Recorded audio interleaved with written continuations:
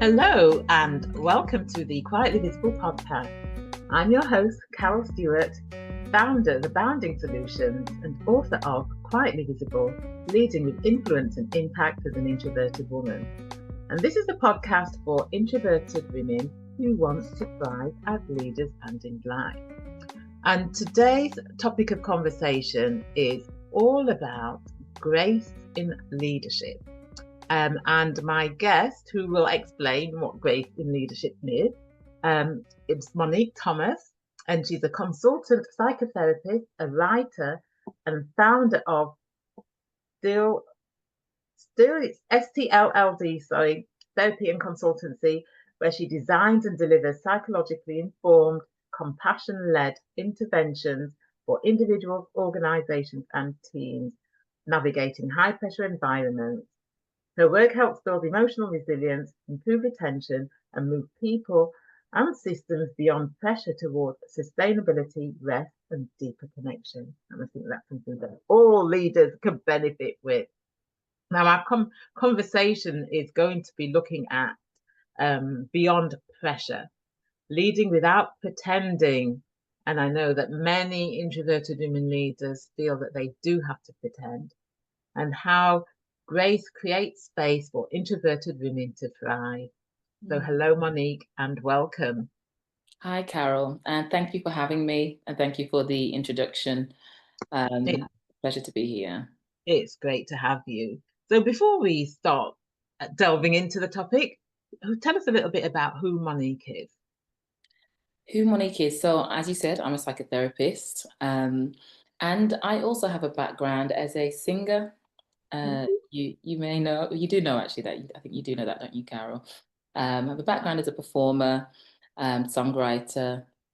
I'm an author, and many years ago as well, I was also a teacher of education. So I used to teach in education and also in prisons as well, in a women's prison.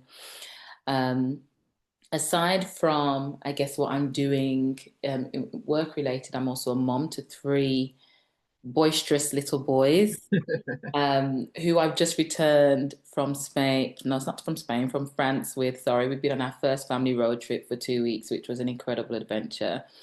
So I love to travel. I love the arts, entertainment, in terms of music and theatre, that sort of thing. I enjoy just spending time with the people that I love, really. Really important to me.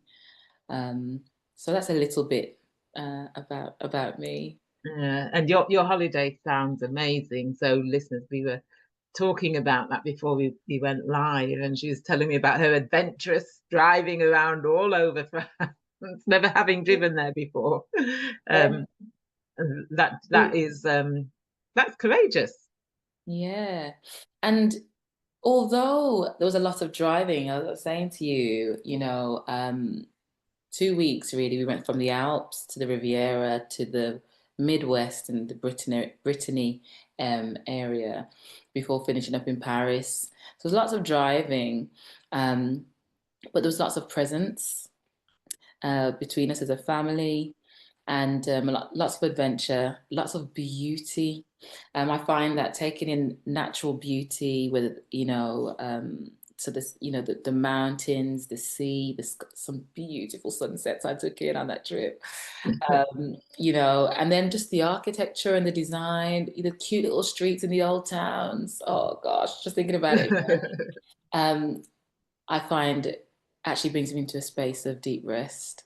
And you were saying the name of my practice, it's Stilled.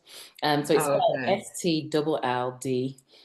So it's the word stilled without the vowels, and maybe that's the creative side of me coming out in that. But it is about, inviting people into a place of stillness. But stillness does not necessarily mean not moving physically. Sometimes I think that's what we envision stillness as, kind of meditating, don't move, that sort of thing. But actually there's a place of deep rest that actually moves beyond even, what our body is doing or our location and that sort of thing. And that's kind of what I'm trying to draw people toward. Yeah, yeah, and that is a very interesting concept, that stillness in the midst of moving. So yeah, Mm, tell us a little bit more about that. What that looks and feels like, and how do people mm, get to that stillness, and what are the benefits of mm. being in that place of stillness? Yeah, I think stillness for me is about safety. Mm-hmm. It's about acceptance, and it's about connection. And I would say that those three things as well very much embody what it means to lead with grace in leadership as well. Um, as a psychotherapist, I focus a lot on safety. Actually, without safety, we can't do very much. If we're in a place of crisis or challenge or distress, whatever it looks like, without safety, we can't do much.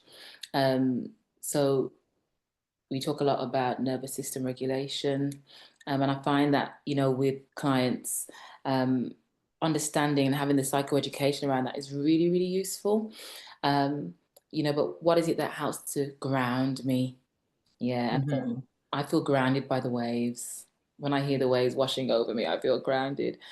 So I feel grounded when I, look at the mountains and I think, oh my gosh, this is incredible. This brings me into a place of stillness. And then the other piece I said safety, um, acceptance. Yeah. And that's about really embracing the now. Mm-hmm. Yeah, presence, which can be harder to achieve, um, than said, to be honest. So, because oftentimes life is putting us in so many different directions. I'm a mum of young children. There's always a demand. Um, but accepting and acknowledging that, I can't move forward from where I think I should be. I can only move forward from where I truly am. And it's Mm-hmm. one of the reasons why I love this podcast and just your whole, quietly visible movement really, is because it invites people into a place of authenticity and self-acceptance. And without that, actually, when we're kind of overextending or, trying to be something that we're not, um, actually what tends to happen is there's a gap, there's an incongruence, and that's where the depression, the anxiety, and all of the kind of mental health challenges Mm-hmm. stem from. So acceptance and then connection. As human beings, we are made for connection. We are designed for connection, and depending on how introverted or extroverted we are, we may want more or less of that, and Mm-hmm. that's fine. um, but connection is important. And I think particularly in today's society where um, the ability to connect feels like a lost art somewhat because of, the online dominance, really kind of taking the time just to be with people in Mm-hmm. the flesh, and just to deal with the nuances of relationships, the messiness of relationships as well as the beauty of them is a great place of rest for me. Mm. Mm. Yeah, and there's some things that I want to unpick a bit more what you've said, which I think are very significant. So Mm. the first thing was about you can only move forward from where I am. Yeah. That's quite a powerful statement Mm. because yeah. So yeah, let's talk a little bit more about that. Yeah. Mm. Carol, when about 15 years ago now, it was when I was working with women in prison. And I really do credit my um, a significant part of my commitment to the value of authenticity to my time spent with those women. Mm. Um, because when you're at rock bottom, yeah, when you're at rock bottom, actually pretending or trying to hold up a facade is something that becomes less desirable. And I'd be in these sessions with these women where we'd be looking at personal development and things of that nature, and people would begin to share their experiences. And as one person shared something across the room, someone else would say, "Oh, that happened to me as well," or "And that happened to me also." Um, you know, and a host of experiences that women shared. Women shared things about, loss of menstrual cycles whilst they waited for their sentencing. And then when they got to prison, their menstrual cycle started again. And another woman would say, "Oh my gosh, I thought that, that was unique to me." Sort of thing. You have this kind of shared experience taking place with women from all walks of life, all backgrounds, socio-economic contexts. And this space, this of prison, is a leveler. Mm. And I learned very quickly that if I wanted to connect with these women and actually do any kind of work that was going to be meaningful and beneficial, I had to be real with them. And it hasn't changed for me today, to be honest, working as a therapist, because the therapeutic relationship is vital to any work that you do with a client. If I could know a whole host of things, psychologically and research based, but if there's no therapeutic relationship, if that's not strong, then not a lot will get done. So, yeah, I learned very quickly that I had to be real, and authenticity for me became more of a core value than it ever had been. And that became the springboard to lots of other things that I wanted to do in the local community with women and so on and so forth. So it started very much so there. Um, and I would say that was also nurtured by my faith. As a Christian, a lot of what I have learned through my faith has encouraged honesty and connection and that sort of thing. Then when I kind of trained as a psychotherapist, it was reinforced again. Mm. It was reinforced. There's actually a guy called Carl Rogers, who's the father of person-centered therapy, and a very popular quote of his is the curious paradox. And it says that the curious paradox is that when I accept myself as I am, that's when I change. Mm-hmm. And I think oftentimes what happens is we're so caught up with the need to change that we try to bypass the stage of truly acknowledging and attuning and accepting where we are in this moment. But that only winds up leaving us stuck. And if we do achieve change, it's often superficial and momentary. It's not the lasting, deep-rooted change that we're desiring, seeking. Mm. Yeah. Yeah, powerful stuff that, because I see a lot of women, introverted women, who have not necessarily accepted where they're at, who they are, because Mm, they've put on a persona, they're trying to be someone that they're not, or who they think other people think they should be, rather yeah. than who they Mm, really should be. yeah. You taking on other people's expectations, other people's opinions, and thinking that, well, this is who I am, but deep Mm, down that is not who they are. So I think yeah. that accepting, moving forward from a place of where you are, I think is so important if you're going to, as you say, not just achieve superficial change. Mm, Yeah. yeah. Yeah. So when you were sharing about the women that you're working with, what came up for me is that, probably what's contained within all of that pretense and upholding for those women is a lot of pain beneath the surface. Um, and also shame, because we live in a world that prizes extroversion at large, Mm-hmm. really, the loud, the um noise. You know, those things are prized, very much so. And so if you are an individual who is naturally more extroverted, um, it's quite likely and probable that you may feel then in spaces, particularly leadership spaces, as though perhaps maybe that you are not enough. Yeah. And that's reinforced by the systems that you exist in. So, you know, shame is that deeply intense feeling that we are somehow sort of flawed, deeply flawed, something's wrong with us. Um, and so um, it wouldn't surprise me that that is a lot of what you're experiencing with introverted women. And so that kind of tendency to overexert or maybe try and mask um, uh, is actually a nervous system response. Yeah, because it's about, again, safety. Yeah, it's about trying to regulate. It's about trying to respond.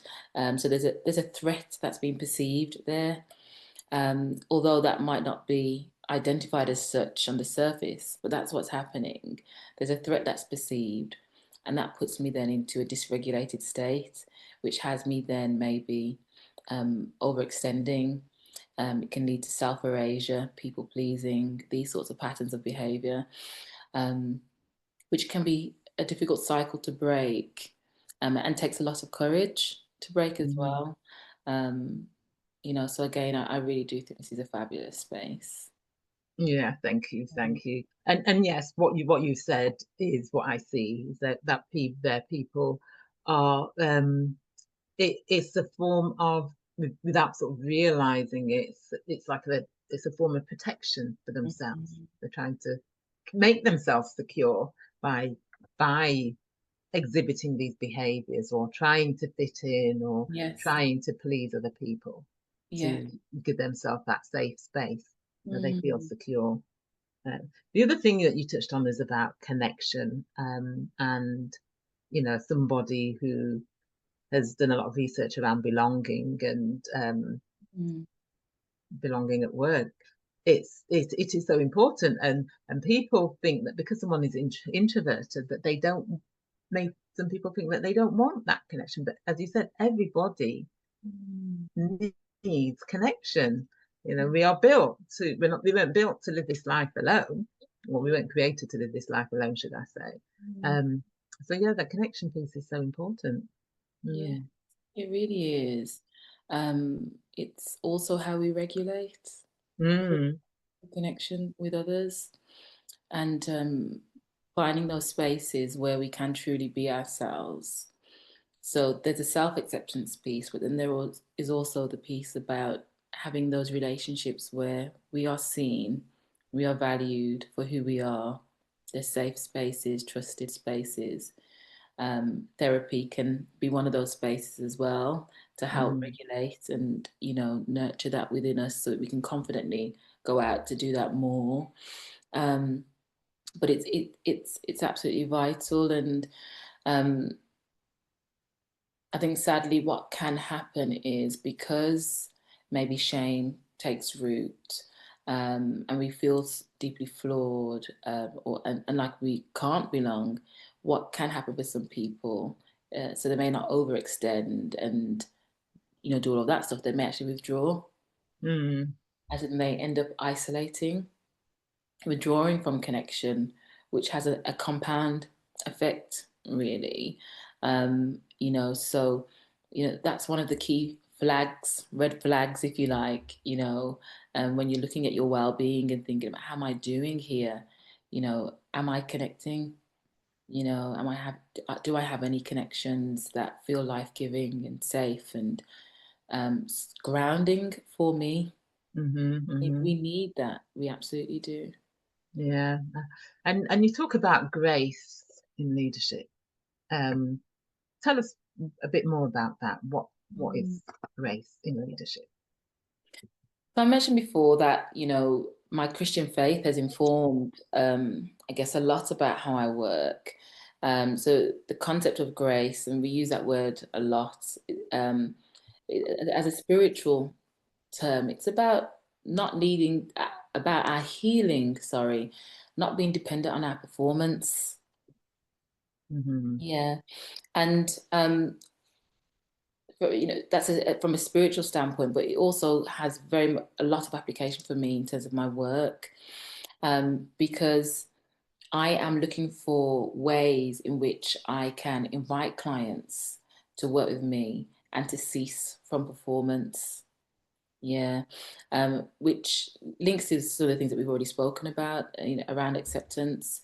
But we, from a young age, we are trained and prepped and primed to perform, stickers in our, homework diary and all of these things.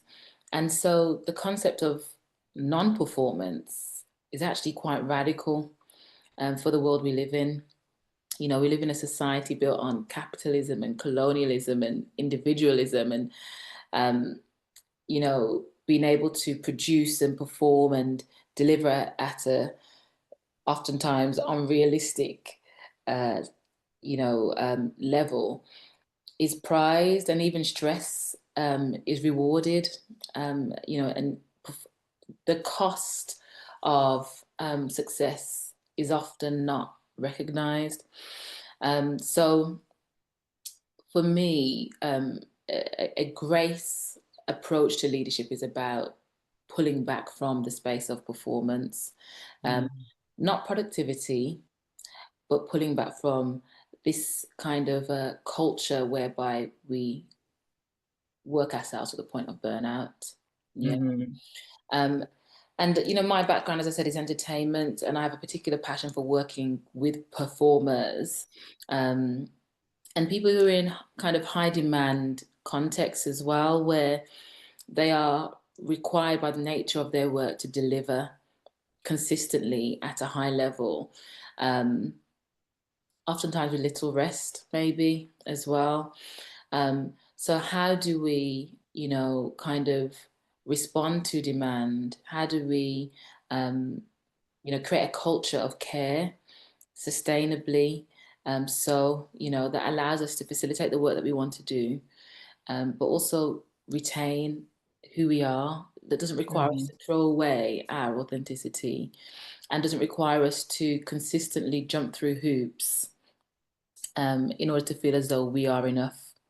Yeah, so kind of Grace says, even in the mess, even in the brokenness, even at those times where you feel like life is not going to plan, um, or maybe you've been hit by some major life event, as we all are at some point in time, even in all of the disruption of that, you are still enough. Mm-hmm. Yeah. And there's nothing extra for you to do for that to be true. And that's the point that we start from then: enoughness, acceptance, yeah, connection, value.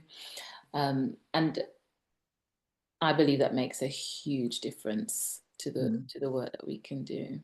Yeah. And in environments which are very performance based, performative, um, coming at it from that perspective, how can an introverted woman Mm. um, come from that place of grace, compassion to themselves in those kind of environments where there's pressure on them, they've got to perform, um, they've got to perform, it's highly performance focused. How Mm. can they not let that get to them, but still come at their work from that position of compassion, grace, Mm. and still thrive as leaders? Mm. What do you think they could do? Well, I think foundationally, we have to sign up to the value system that says, I am not at my best if I am overfunctioning, performing beyond, who I am, etc., etc. Hmm. You know, we have to believe that and understand that. So, we spoke before about nervous system responses in regards to people pleasing and things of that nature. So when a threat is detected and we go into fight or flight, or maybe fawning or freezing, which are two of the nervous system responses that we don't talk about as much, what happens is the executive functioning part of our brain, the prefrontal cortex that helps us with our decision making and all of that stuff, our ability to access that part of the brain is actually impaired. It's impaired.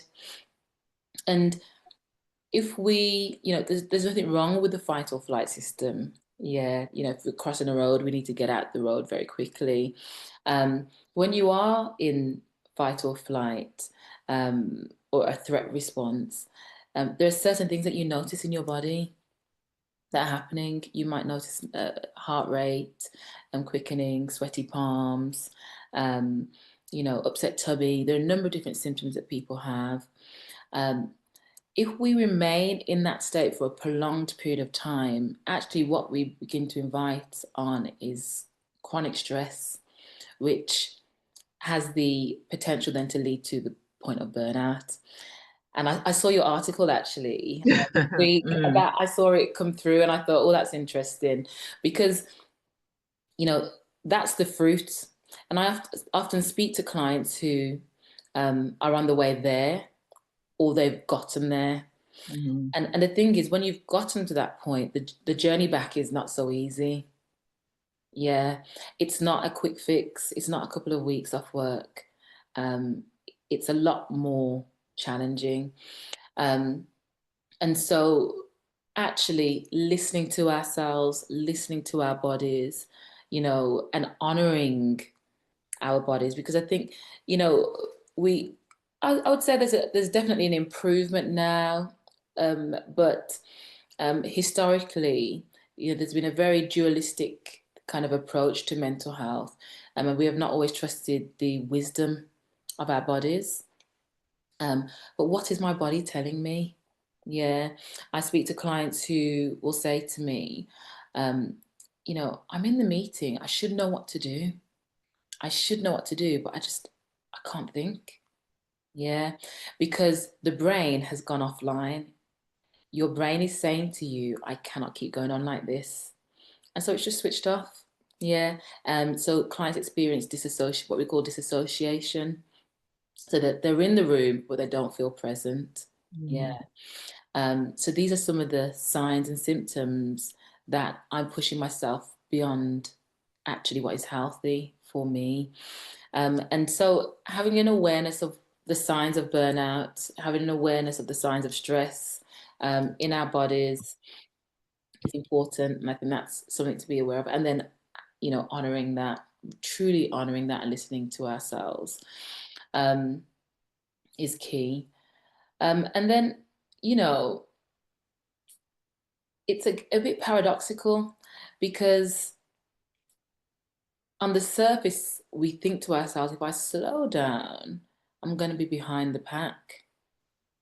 But actually, slowness, stillness, being able to cultivate those spaces is a superpower in today's world. It's a superpower, Carol. And so knowing that I'm at my best when my prefrontal cortex is engaged, that's when my best decision making is going to happen. So sometimes we need to get out to get back in. Yeah, we think sometimes I've got to keep going, going, going, going. But actually, what's needed is a weekend off. I'm not going to look at any work. I'm not going to do anything pertaining to work. I'm actually going to have boundaries and turn off completely, knowing that when I re-engage on Monday, because I've given myself that space and that permission, I'm going to be sharper. So there's a value-based piece, but then I think there's also a psychoeducation piece, understanding that you are a human being and there are chemistries and, biologies at work, within you. And if you can work with them, if you can truly learn to work with them, you will find actually that I'm actually able to operate at a more efficient and effective level than I was when I kept treadmilling, going and going and going at it, and, sort of hammering the thing and not getting anywhere far, which is, as I said, unfortunately, where I meet a lot of clients. They've gotten to that point now where their effectiveness is, is not there. Yeah, and that is so important what you've just said, because we become very much a culture of like 24/7 busyness, that it's cool to be busy 24/7, that and then there's an expectation of leaders to always be on the go, to be Mm, connected to their devices 24/7. And to me, that is just wrong, yeah, because you know people are burning out, people are stressed, people are experiencing mental health challenges. Whereas sometimes I think it just takes one leader to make a stand and say, I'm not going to have this in my team, I'm not going to have this in my organization. And there are organizations that are like that. There's yeah, an organization that I do a lot of coaching for, that is very much about individuals' well-being, and it comes from the top, and that's what is needed to happen. I see people in organizations, and oftentimes, certain senior leaders may choose to work that way, but then the impact that has on people who are more junior, they see that and they think that they're not going to get the promotions if they're not seen to be doing this, or they're going to be told that they're not performing if they're not seen to be doing this.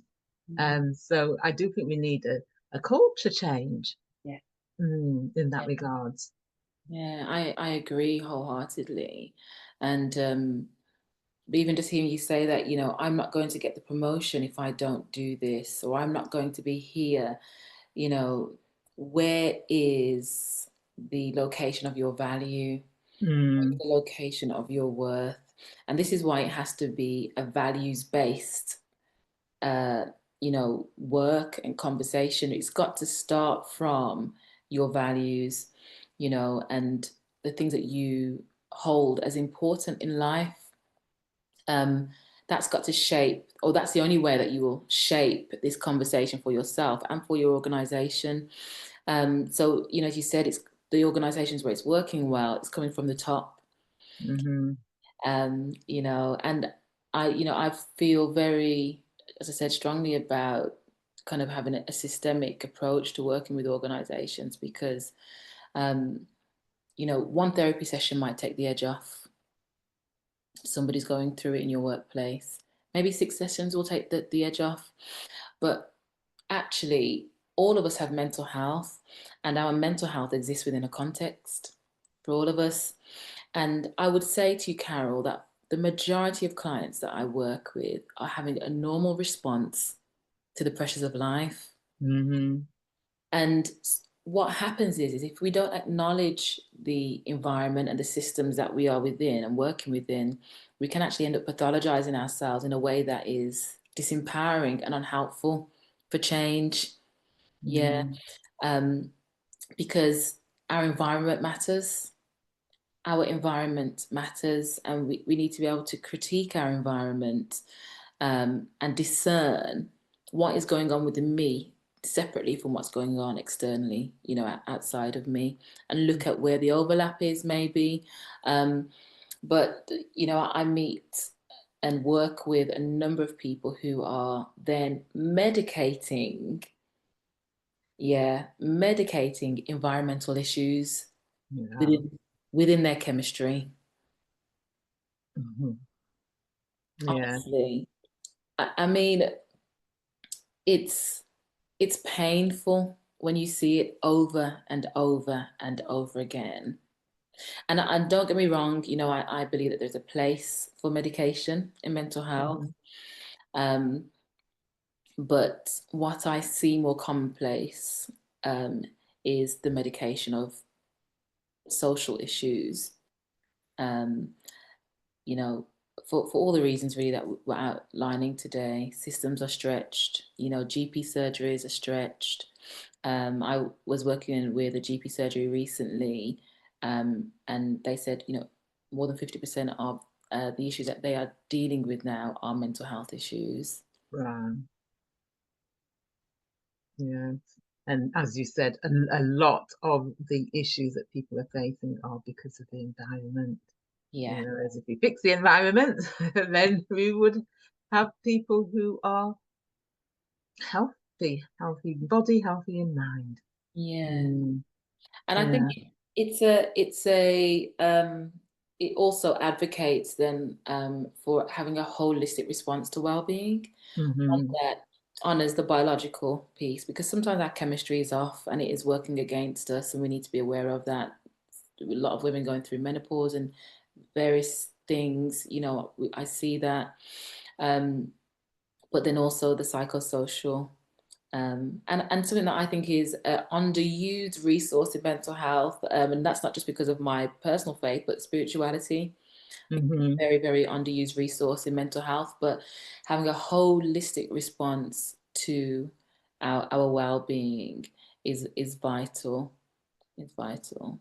Yes, and I totally agree with that. That's something that I advocate for with my clients. About them making sure that they are mentally, emotionally, physically, and spiritually um, energized, that they're topped up in all of those four areas. So even if they don't have, when it comes to spirituality, even if they don't have a faith, Yeah, if they are aligned with their values, if they are doing things that bring them joy, if they are yeah, spending time in nature, being creative, all of those things tie in with spirituality, absolutely. and looking after themselves in that way, enable them to be at their optimal, Mm, um, and take on the challenges that are thrown at them at work as well.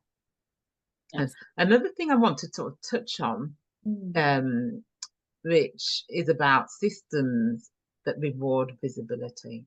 mm, And for many, the way that our workplaces, particularly in the UK, the US, and other parts of the global north, there's a heavy focus on visibility as being uh, best. So people who aren't necessarily visible getting overlooked mhm. or not being considered. What are your thoughts about that?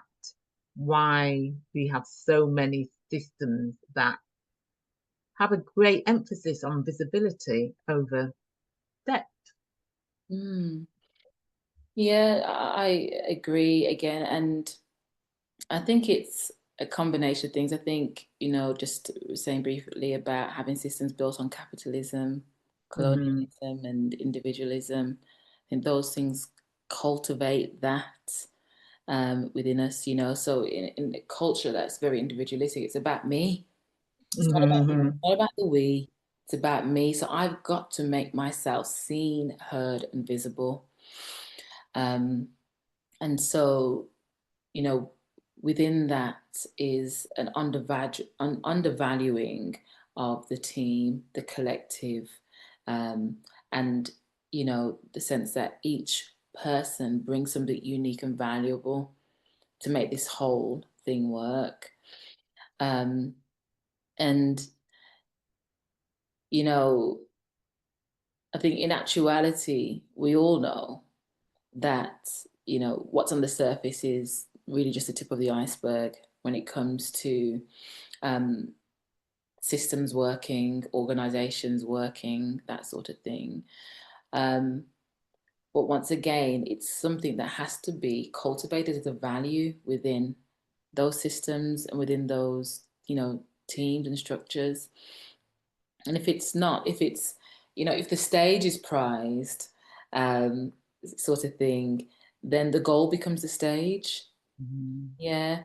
And I mean, just even speaking from a church context, I've spent a lot of time doing leadership within church faith-based spaces, and it's prevalent there as well. Whoever's on the platform is the one that's celebrated often times, um, and the person who's maybe backing up at the end of the service or helping out on the welcome desk, serving teas and coffees, doesn't really get much um, credence. Yeah, because all the lights are on the stage, and that's where we Mm-hmm. all, and so it's in the culture because then what do we celebrate? Yeah, what's celebrated around here? Because what's celebrated around here will determine where people want to be. Yeah. We all want to be valued, and that's okay. We all want to be seen for our worth. We all want to be chosen. We all want to belong. But if the culture says that you don't belong unless, or belonging looks like this, then that's the fruit and that's the result. And a grace-based response to leadership completely challenges that. You know, my book, actually, I've written a book called Pressure Off, um, and it kind of it looks at how spiritual practices inspired by the life of Jesus can help us respond to our modern day stresses. So you've got things, chapters like pressure of productivity, is one that we've spoken about. Pressure of power is another one, Mm-hmm. and the spiritual practice that I've attached to that chapter is service. Because actually, what we see in the life of Jesus is that the greatest shall be the least. And service is what is kind of, and those challenges were there, still for followers of Jesus. They wanted, they said, who's going to be sitting next to you, and he said, the greatest of you will be the least. And so, whilst I'm not necessarily in my work with organizations directly talking to them about, I don't know, something about the life of Jesus, what's in my value system is that actually to serve is to lead. Mm-hmm, mm-hmm. Yeah, and I guess that's where servant leadership comes into play. Exactly. And that's something we can all relate to. Mm-hmm. And when those values are celebrated within an organization, we see the benefits. Yeah. And then everybody gets the opportunity to shine and to bring the best of who they are to the front in their authenticity. Mm-hmm. Yeah. And what you've talked on there is something which I believe is why we see so many organizations that favor extroversion, and that is around that individualism. We've Mm. become in individualistic cultures, there's that greater emphasis is put on the individual attainment. So it's like me, let me Yeah. fight my way to the top, or let me fight my way to the stage Yeah. and forget about everybody else. But whereas in collectivist cultures, Yes. it's about the collective attainment and the collective achievement. It Mm, is indeed. Um, yeah. Mm-hmm. and you know, the having the willingness and the openness to learn from different cultural perspectives and views. Um, because within the UK we have a very diverse population, and I think, you know, we don't have to try and be something that we're not, but we can invite diversity into the room, and with that, a range of perspectives. Mm-hmm. Yeah. Um, which then help to naturally broaden our approach to leadership and so on. And yeah, because you know, I think we can try and have an approach somewhat where we want everyone to have this kind of watered down view of, life, where we're all thinking in similar ways, and I don't think that's realistic.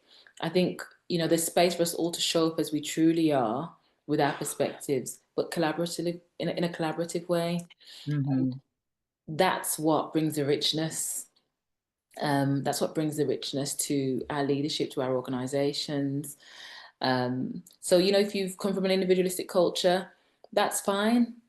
Um, but it's about the awareness to see the gaps about my leadership style, maybe, or the way that I naturally show up. Again, if I'm more extroverted, and or maybe, I'm more of a visionary leader rather than operational.